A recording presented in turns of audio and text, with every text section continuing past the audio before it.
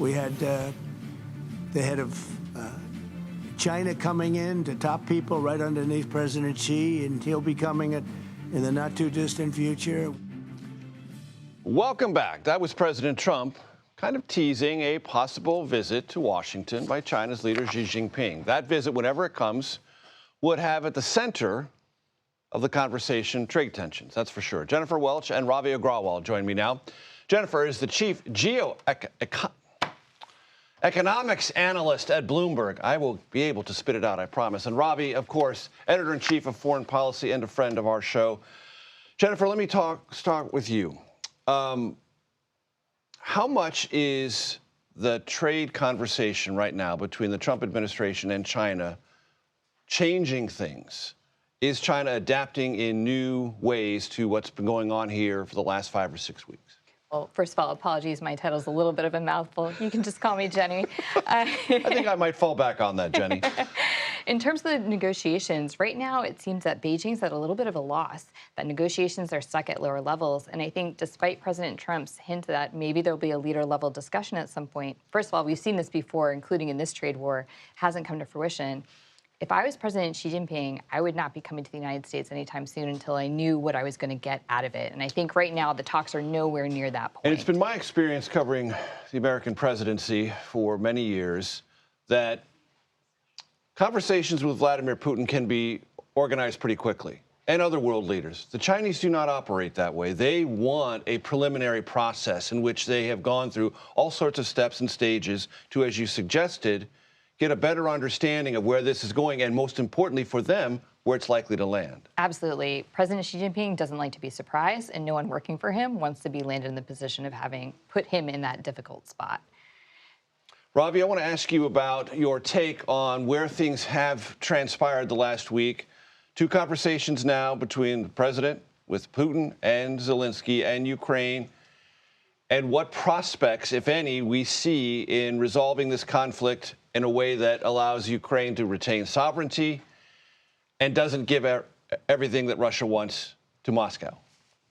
I like the way you put the question because it really is in sharp contrast to the China situation, because someone like Xi Jinping would have been looking at the White House visit that Zelensky had, for example, and seeing how chaotic, unplanned, how rude the Americans were. And obviously, he is not going to want anything like that. He's going to want deliverables that are worked out well ahead of time. And you make a good point there about Putin as well. Easier to organize because he's another leader who cares more about the theatrics and working over Trump.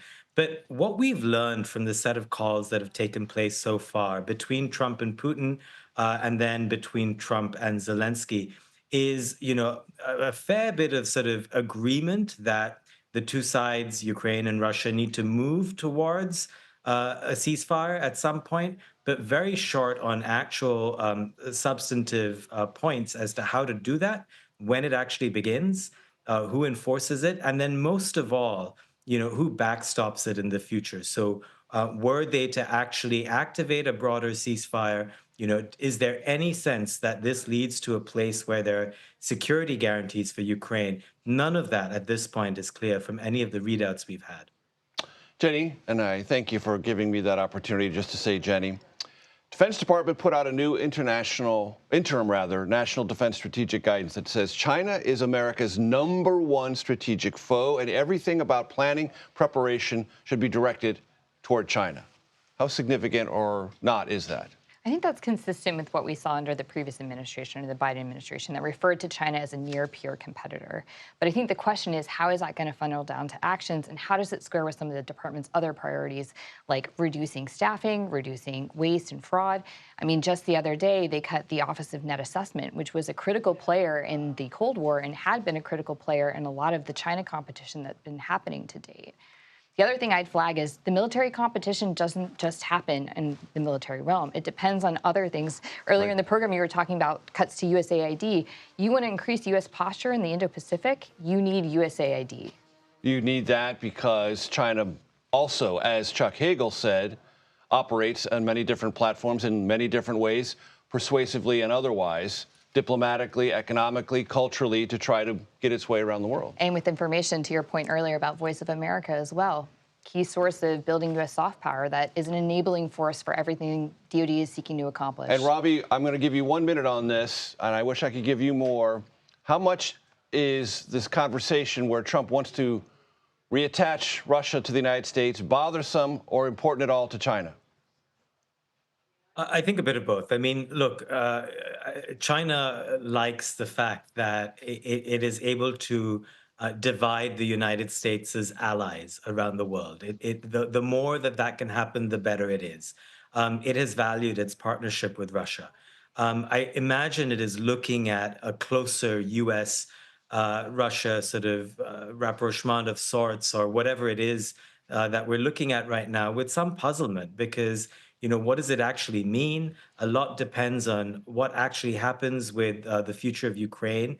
But then more than all of that, I think, is what happens to the future of the rules that we all have been talking about here and for basically the past 80 years.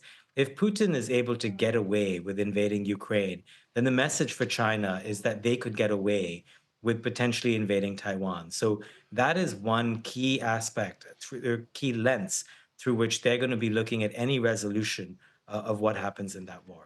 Ravi Agrawal, always a pleasure. Jennifer, Jenny Welch, thank you.